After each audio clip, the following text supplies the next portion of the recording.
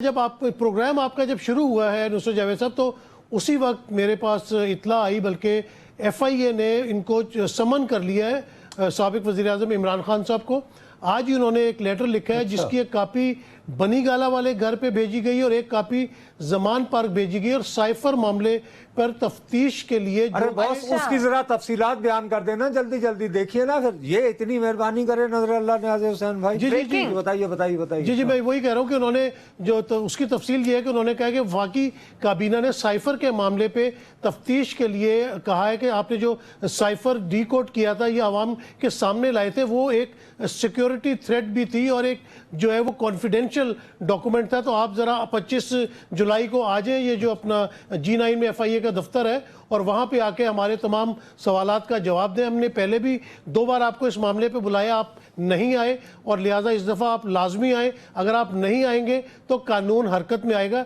तो एक्शन तो इसके बाद फ़ौरन ले लिया गया। नुसरत साहब, यहाँ पे जिस तरह हमने आज खबर ब्रेक की थी, आपको पता है कि तकरीबन 34 दिन से आज़म खान जो साबिक प्रिंसिपल सेक्रेटरी थे साबिक वज़ीर आज़म इमरान खान के, वो लापता थे और एफआईआर भी कटी हुई थी। वो आज अचानक सामने आते हैं और मजिस्ट्रेट के सामने 164A का बयान रिकॉर्ड करवाते हैं, जिसमें वो कहते हैं कि मैं साइफर के मामले में कुछ बताना चाहता हूँ, मैं काफ़ी परेशान था, शायद मैं इसीलिए अपने दोस्त के पास पेशावर चला गया था। तो उन्होंने कहा कि ये जो साइफर का मामला है, ये मैंने इमरान खान साहब को बताया था जब वो वज़ीर आज़म थे, और उनको कहा था कि इसको आप किसी पब्लिक मसले के लिए या सियासी उसके लिए इस्तेमाल नहीं कर सकते, ये बड़ा कॉन्फिडेंशियल होता है और अंडर द सीक्रेट एक्ट आता है। तो इमरान खान साहब ने कहा नहीं, ये मेरे जो अदम एतमाद मेरे पे आ रहा है, मैं इसके ऊपर इससे खेलूंगा। दूसरे दिन जब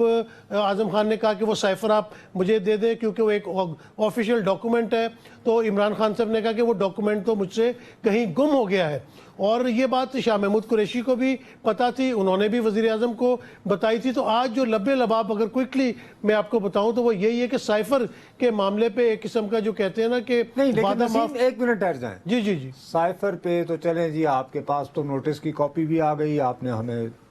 भी सुना दी, उसकी तफसीलात भी बता दी, थैंक यू वेरी मच।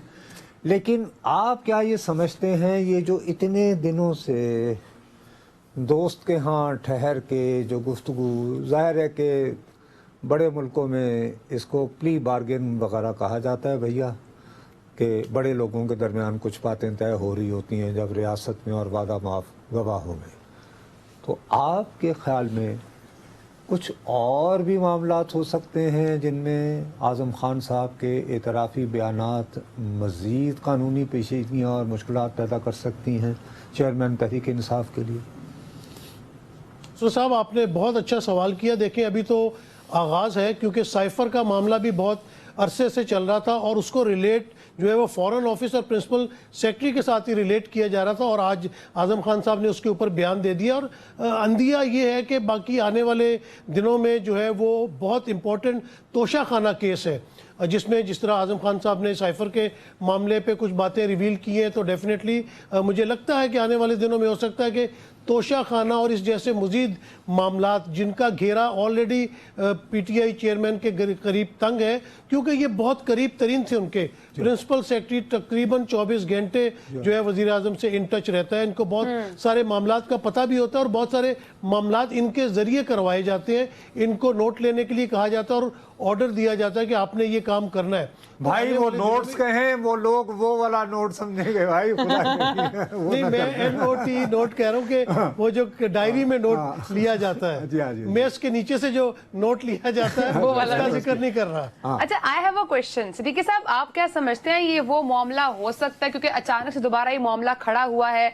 जिसमें इंतखाबात आने से पहले चेयरमैन पीटीआई को या साबिक वजीर आजम को नाअहल करवा कर जो है वो इलेक्शन से आउट किया जा सकता है? देखिए मारिया, ये बहुत ही कॉन्फिडेंशियल और इम्पोर्टेंट मामला है साइफर वाला। जैसे तोशा खाना केस है, वो समझ लें कि आप अंदरूनी मामला कह सकते हैं, या उसमें थोड़ा सा ये है कि थोड़ी सी अपना फाइनेंशियल एम्बिग्यूटी वगैरह हुई है। लेकिन जो साइफर का मामला है, ये सीक्रेट एक्ट के अंडर आता है, और इसमें अगर कोई ऐसी चीज़ सीक्रेट एक्ट को आप रिवील कर देते हैं तो उसमें तो आर्टिकल 6 भी लग सकता है, मुकदमा चल सकता है उसमें, तो फिर नाअहल होने से बहुत ज़्यादा बात आगे जा सकती है। तो ये डेफिनेटली अगर ये प्रोसीडिंग्स हुई और कोर्ट में जाता है, यूजुअली ये देखा गया कि 161 या 164 का जो बयान मजिस्ट्रेट के सामने अंडर कस्टडी होता है उसकी शायद इतनी ज़्यादा इम्पोर्टेंस नहीं होती, लेकिन अगर ये केस आगे चलता है और अदालत में भी आके नहीं, आजम जो खान कि साहब- आज के नोटिस से लग रहा है कि आगे चल रहा है नसीम। एक तो ये जी तो जी बिल्कुल, नोटिस से तो लग रहा है ये केस आगे चलेगा, और जब ये अदालत में पहुंचेगा और वहां पे भी आजम खान साहब का यही सेम बयान होगा और वो जज के सामने कहेंगे कि मेरे ऊपर कोई दबाव नहीं है, फिर डेफिनेटली बड़े बड़े वकील दोनों तरफ से होंगे, जिरा होगी, तो फिर देखें मामला किस तरह ले जाता है। नसीम भाई, बहुत बहुत शुक्रिया।